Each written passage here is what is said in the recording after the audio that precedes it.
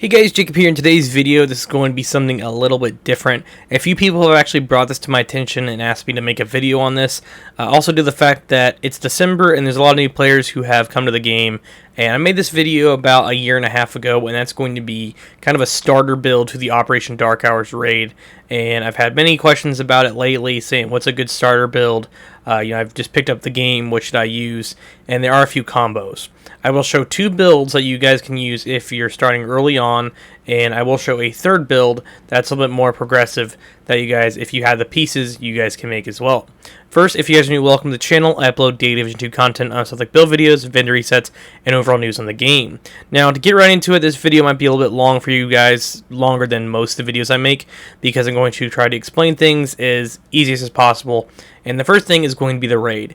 If you guys have not gone into the Operation Dark Hours raid, then that's going to be the first thing you guys are going to have to do is find a team. You're going to need 8 people to do this with, and same goes for Operation Iron Horse. Now, all the enemies in here are all pretty much a DPS check, in my opinion. You have Boomer, who has a minigun, you have Weasel and his guys who have miniguns, Buddy and Lucy, which are robot dogs, and then you have the Razorback. Now, all the way up until the Razorback, people's roles usually flip. Now, some people will run boss 1 through 3 and use the same builds through all 3 of those bosses. And when they get the 4th boss, they might flip on someone who has hardwired with an EMP just to get rid of the drones.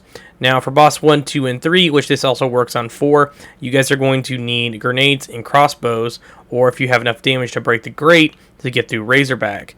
Now, when you get through Razorback, you'll throw the grenade in and you'll blow him up. Now, to get right into it, that's what the crossbow is going to be used for. You'll have to shoot a grate at the end of the raid when you guys are on Razorback, unless you are in ad control, which I will show you the build on ad control as well. This is mostly for generator players who don't want to get the absolute shit ripped out of them, but want to still have a decent amount of damage to shoot Razorback, while the ad guys keep the ads off their ass. Now, you're going to need this crossbow to shoot the grate, like I said, so someone can throw the grenade in. Now, mostly for if you're an experienced player, a lot of people just shoot it with attack 50 or their guns and throw the crossbow in, or throw the grenade in, not the crossbow. But if you're new, I would recommend just picking up the crossbow and using it to shoot the grate. It's just way easier to explain. Now, for the primary weapon, I'm going to be using the Police M4. You guys can use whatever AR you want.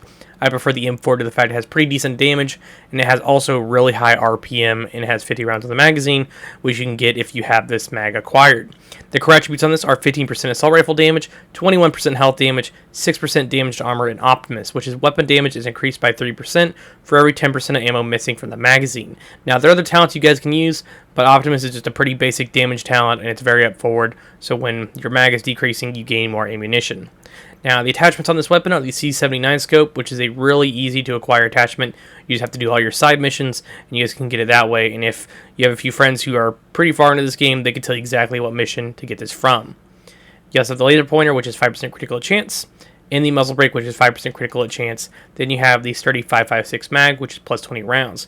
Now, if you're wondering how to acquire some of these attachments, you can go to control points at level 3 and clear them and get the blueprints to craft them that way, or check the crafting station vendor, and she might be selling something that week. Now, for the secondary, you have a Baker's Dozen, or aka the M1A. I highly recommend using the M1A due to the fact that it has very far range and also has very decent damage. As you'll see, this is not a rifle build, and I have 443k total damage, 180 RPM with 19 rounds in the magazine.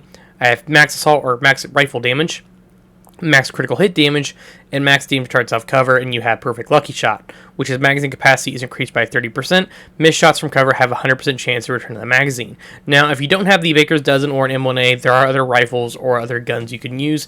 If you want to use an LMG, you also can do so as well, but I highly recommend using the M1A because it allows you to shoot a decent amount of distance, and also it's not a bolt action sniper rifle, which I think are a little bit annoying to use in the raid, and this one you can just spam the hell out of it. Now, the attachments on this weapon are the Rugged Mini Reflex, the Crit Chance Laser Pointer, and the plus 5 tightly packed marksman mag for more ammunition in the gun. Now, for the sidearm, I don't really care what sidearm I use. I use any of these, depending on which one I want to use that day. But in my opinion, I think the TDI card custom, or the card in general, is one of the best pistols in the game because it has really high damage and also has this plus 1 skill tier, and you can roll whatever talent you want to it, and it has 4 attachment points. So just use whatever sidearm you guys want to use. Now, this is going to be the first build. This is going to be the generator build. If you guys run the generator, you guys are going to be using this setting there and not really moving. Your goal is to be focused on, pretty much melting Razorback as fast as possible while the nodes pop up and you guys can shoot them and rip them down. And then when the main damage pops up top, then you're just going to hit it. Now, for the first brand set we're going to be looking at is going to be Walker Harris. For Walker Harris, you're going to be getting 5% damage to armor and 5% weapon damage. You have 13.2 weapon damage, critical hit damage, critical chance, and 12% protection from elites. Now, you guys will see there are protection from elites all over this build, and that's protect you from the NPCs that are going to be shooting you in the back if they slip through your DPS guy, so you don't absolutely get melted, and also when the drones are attacking you. Now for the backpack, I am using Walker Harris as well. This is the Matador. This is the Perfect Adrenaline Rush. This one has 11.9 weapon damage, critical hit chance, critical hit damage, and protection from elite, which is 12%. And Perfect Adrenaline Rush is whenever within 10 meters of an enemy, gain 23% bonus armor for 5 seconds, stacks up to 3 times. So if there's multiple enemies surrounding you, this will allow you to pop armor so they don't rip through you while, say, you're shooting the crossbow, and one spawns behind you and tries to shoot you in the back. This will save your ass a little bit, and that way you don't get absolutely shredded if you're using something like Vigilance, which can't be procced if you're being shot. Now, for the next few pieces, these are all improvised pieces. Now, the reason why I'm using improvised pieces is due to the fact that some of you guys just got the game and you may not have those, really nice Sombra pieces or Seska or even Providence. And these pieces, you can just go up to the crafting bench next to the crafting vendor when you guys hit level 40. And just, you may have better pieces than this. If you have Providence, use them. But if you're new to the game and you have really bad RNG and you wanted to get some more crit and you want to use protection from elites, then you can just craft all 3 of these in the workbench and you can have them just like that. Keep this in mind, it may be a bit of a pain to find improvised pieces when you roll them that are actually good stats. I've had these for quite some time now. I've had them for actually a very long time. Around the time Warlords dropped, I've had them just in my stash sitting there and never really had any idea what to do with them.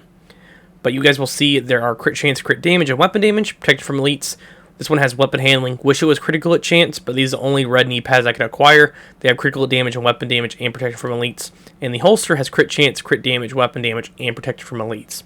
Now for the chest piece, this is going to be Fenris. This is to get the 10% assault rifle damage for your M4 or AK, depending on whatever you're using. And you have crit chance, hazard protection, and protection from elites. Now, if you could change the hazard, if you find a better vest that has critical damage, that's awesome. But this one came with hazard and is the only one I have unbreakable on. Now, it's whenever you're depleted, which is your armor, you repair 95% of your armor, which is cooldown 60 seconds. So every 60 seconds when your armor breaks, you can get 95% of your armor back, which is every minute. The skills, I would recommend if you're new, use a Reviver Hive in case you go down and you can't be rezzed by a teammate. This will allow you to be picked up from the ground. That way your teammates don't have to run all the way over. But also keep this in mind, the cooldown on this is literally a while. So once it goes down, you might have to wait I think it's 200 seconds for this to come back, depending on how high your skill haste is on your build. But on DPS, it's going to be a while, so use this if you really are about to go down, but it will take a while to come back, so try to stay alive. Next is going to be the Decoy. I use this mostly to distract enemies, that way they're not shooting me 24/7. If you want to use a shield or some kind of healing device, I would recommend using the Mender Seeker, because you guys are going to be using the Survivalist on here, and you might as well use the Mender Seeker to give you a little bit extra health. Or you can use something even like the Chem Launcher, which is right here, which is the Reinforcer, if you guys want some kind of heal. Now, that's going to be about it for the Protection from Elites build, and I will show you guys the stat sheet real quick if you're curious. You have 53.9 critical hit chance and 99.6 critical hit damage, and you also have 11% damage to armor from the Walker Harris and the Police M4, which will help out with the enemies that have really high armor. And also, if you're shooting Razorback, it won't really do much to the main initial damage of Razorback, because that's where the health damage on the AR, which is at 21%, will help out a lot when you guys are shooting his main health. But when you're shooting the weak points, it should help you guys out pretty well. Last time I checked, the weak points are armor, unless they change that or I'm wrong. But just alone on NPCs as well, this should help you out when you're trying to kill them. Now, that's going to be about it for the Protection from Elite build. Like I said, there's another build I have made for you guys, which I will have to step out real quick to change, because for some reason they made it where you can't change in there anymore. Not sure why, But if you guys will go down right here, you'll see this is the unbreakable version, and this is the other version. This version is more for ad control or just flat damage. If you're not on Razorback, I'd recommend using this if you're doing stuff like Boomer, Weasel, and Buddy and Lucy. But for Razorback, that's what the other one is really more used for. Now, on this version, it's almost exactly identical. You're using the same weapons. You have two-piece Walker Harris. You have Fenris, but this time it has Obliterate, which is critical at chance, increase total weapon damage by 1% for 5 seconds, stacking up to 25 times. And you're also using a Sombra backpack, which has critical hit damage as the one piece, crit damage, health, crit damage on the mod, and weapon damage and vigilance, which increases total weapon damage by 25%. Taking damage disables this buff for 4 seconds. So when you're getting hit, this will disable, but if you're sitting there hitting an enemy over and over and over again, then you'll be hitting them with pretty decent damage.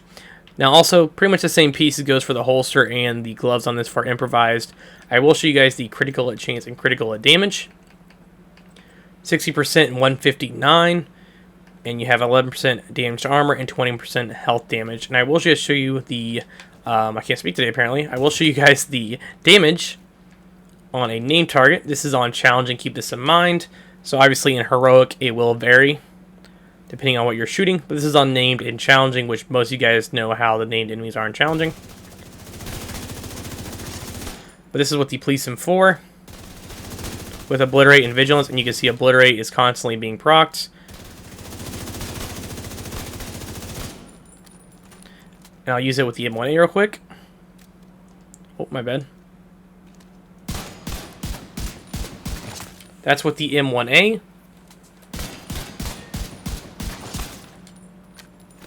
And Obliterate is a little bit of a pain in the ass to proc with the M1A. There's a few alternatives you guys can use as well, which I will talk about. And that's going to be about it for the second build. Now, the final build, which I had to remake because I no longer really use it, this is going to be my old school build from back when this game dropped ages ago, back when they first introduced some of these pieces. But this is going to be the original raid build I used. Now, this one, it's a little bit different. If you guys have the pieces to make this, I would highly recommend doing this. Obviously, you can change some. The one thing I would change, if you guys can find a Seska piece or even a Sombra piece that has Vigilance, I'd recommend using that instead, and then flip these with Contractor gloves, so that way you guys can get way more damage to armor and just rip through enemies a little bit easier. But this is also another variant you guys can use, and it's based on two-piece Walker Harris, the same vest, Sombra gloves, the Fox's Prayer knee pads, which are damage targets out of cover, and also a Providence backpack, which has perfect Vigilance instead of normal Vigilance. And a few things you also can do with this if you guys want. You can run 3 pieces of Providence if you want to run, backpack, mask, and holster. Then you can get even more critical at chance. And if you want to ditch the Fox's Prayer, you can use Seska and get more critical at chance that way. But it really depends on what pieces you're using. And also, I am using the Eagle Bear on this build. This is kind of the main thing you guys are going to be probably trying to get, because this is the piece of gold that is locked in the box at the very end. And I know a lot of you guys still want this gun, and a lot of you new players still want this gun. But overall, those are just quick 3 little builds that you guys can throw together if you guys want to use them. There are also a few other combos, like I said, you guys can use like with contractors, or if you want to flip the pieces and use nothing but crit. But these 2 builds right here are very basic, and the reason why I'm making this video is the fact that, like I said, a lot of new players hopped on this game and started playing, and some people were asking me, what's the bare minimum you can use on a set and make a build? And this is kind of what came up with the idea. Obviously, 2 pieces of Walker Harris isn't too hard to get, and if you have, you can craft a Fenris vest or find one and then has a good talent on it, then you can just craft a few improvised pieces and go into the raid. And I would recommend using protection from elites, because I think it helps really well against enemies that are hitting you constantly over and over and over again. And I would also try going to places like the LFG groups on Xbox if you guys are trying to do the raid, or maybe go into someone's Discord and look up stuff like that. Also, shout out to the DoD, but thanks all for watching. I hope this video helped and maybe give you guys some inspiration on some, if you want to try this builds, or if you're new. So please let me know in the comment section below if this video helped at all. Originally, I was not going to make this because the Operation Dark Hours raid, everyone pretty much just says just use damage, and everybody puts on all reds, and that's usually how it is. But as usual, I'll catch you guys in the next one, and make sure you subscribe for more Division 2 content.